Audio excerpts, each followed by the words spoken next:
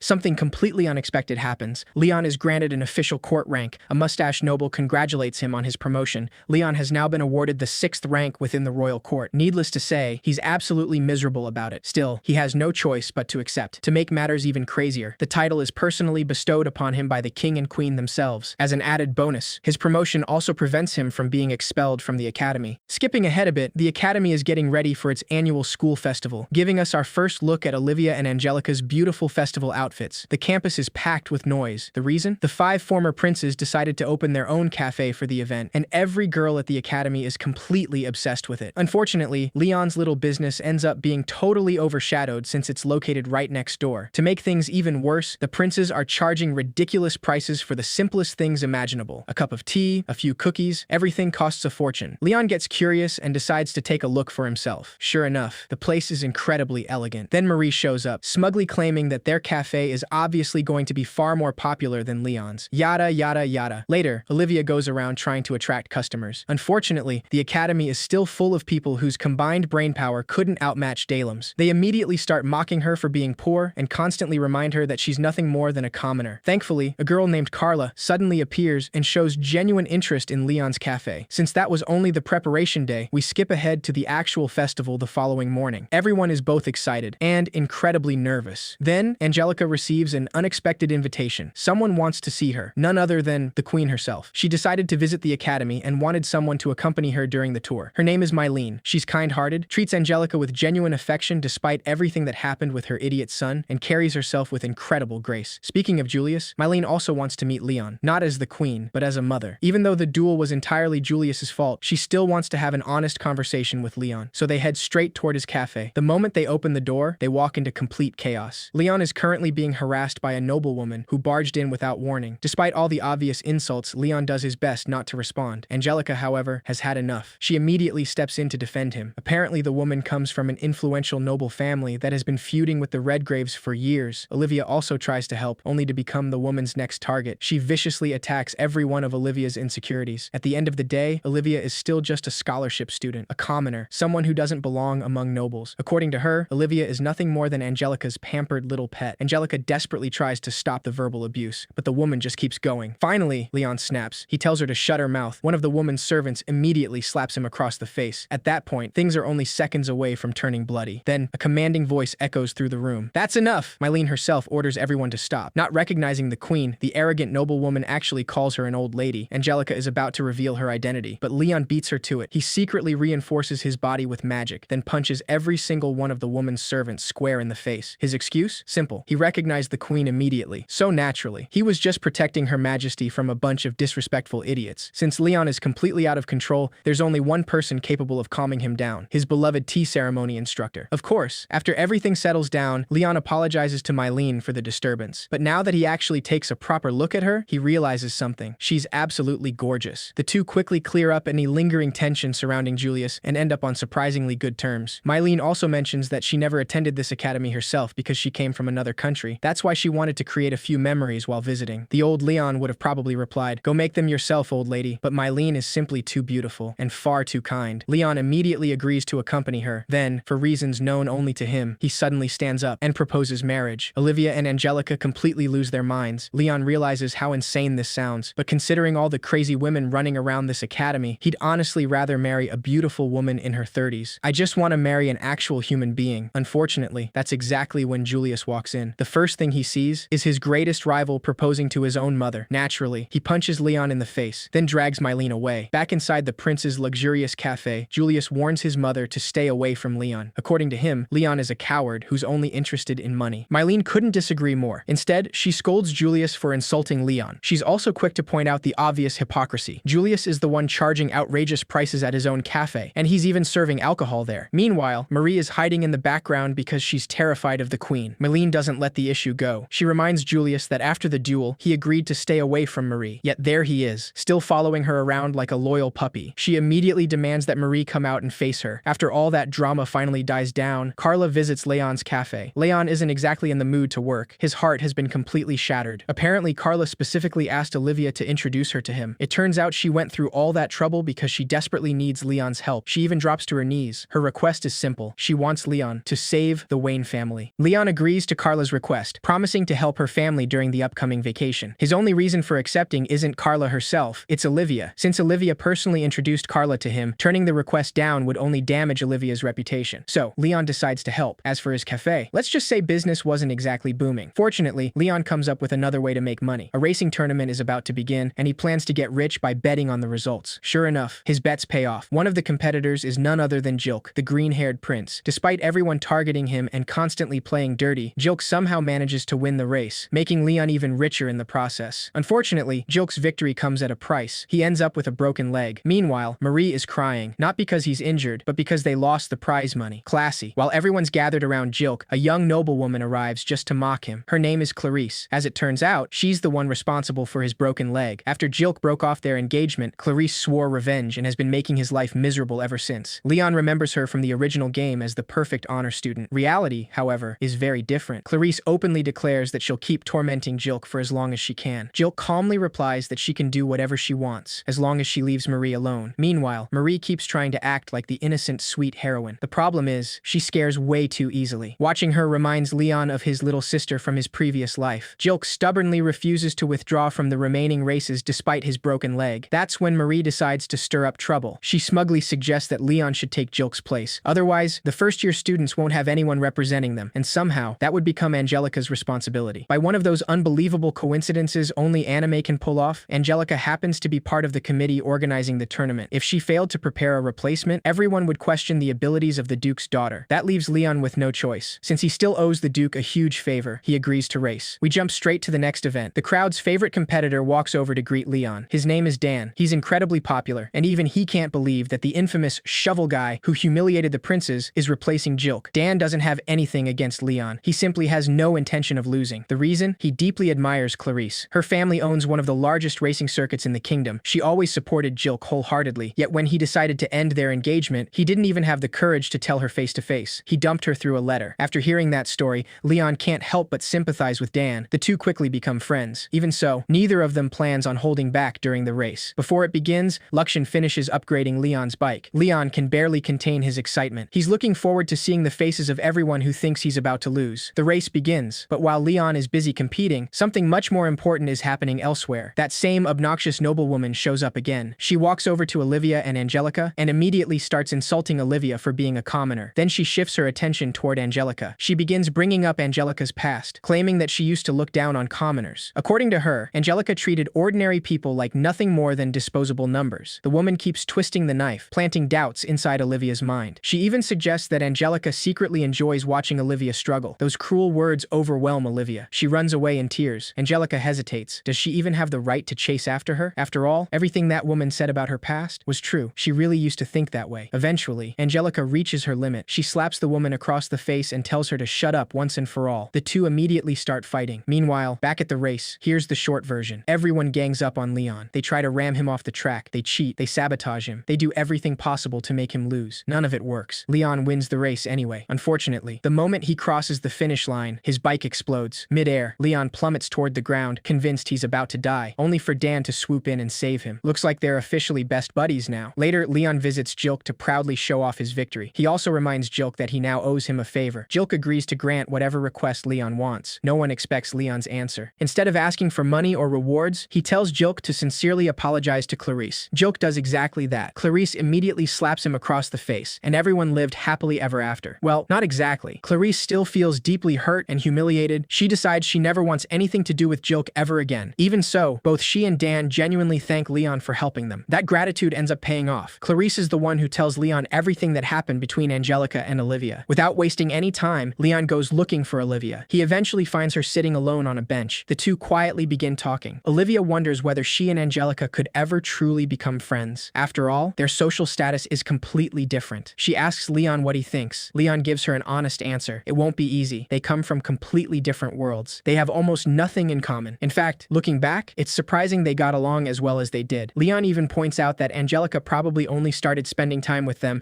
because she lost so many of her followers after everything that happened. That comment immediately upsets Olivia. She insists Angelica isn't that kind of person. Leon smiles. If that's what you truly believe, then you've already had your answer all along. Those simple words give Olivia the courage she needed. She decides to try one more time. While Olivia is lost in thought back in her room, someone knocks on her door. It's Carla. She has another favor to ask. She wants Olivia to join Leon's expedition. Just as Olivia is about to refuse, that crazy witch shows up right behind Carla. Yep, things just got a whole lot worse. The woman threatens Olivia into participating, warning that refusing would only bring trouble to everyone around her. As if that weren't enough, she once again tears into Olivia emotionally, and even gets a little physical this time. Like I said, she's completely insane. Meanwhile, Leon is making preparations to help Carla's family. After learning more about the mission, he realizes there's no backing out anymore. According to the game's original story, Olivia becomes the saint after obtaining 3 sacred relics: the sacred bracelet, the sacred staff, and finally, the sacred necklace. As fate would have it, the pirates Leon is supposed to defeat are the ones currently in possession of the final relic. Leon also knows something else. Thanks to both the game and everything that's happened recently, he's figured out who's really pulling the strings behind this entire mission: that disgusting noblewoman. The more Leon gets involved with events from the game's main storyline, the stranger everything becomes. He wants to fix it all. After all, the good ending is supposed to involve Olivia ending up with one of the princes. Luxian, however, points out something everyone watching is probably already thinking. At this rate, Leon is far more likely to become Olivia's love interest himself. Leon immediately rejects the idea. In his mind, he's nothing more than a mob character, a background extra, someone who should never interfere with the main story. There's no way someone like him could ever become the heroine's romantic partner. Ironically, without even realizing it, Leon has become incredibly protective of Olivia. He's constantly solving her problems himself, never giving her the chance to grow stronger on her own. Eventually, the day of the expedition arrives, and Leon is greeted with a couple of unpleasant surprises. First, he's forced to let 2 of those plastic princes board his airship. Great. Second, Olivia looks absolutely miserable. Meanwhile, Angelica visits Olivia's room, only to find the aftermath of everything that horrible woman did to her. As if on cue, the witch herself appears, mocking Angelica and casually suggesting that her precious little pet might not survive the pirate mission.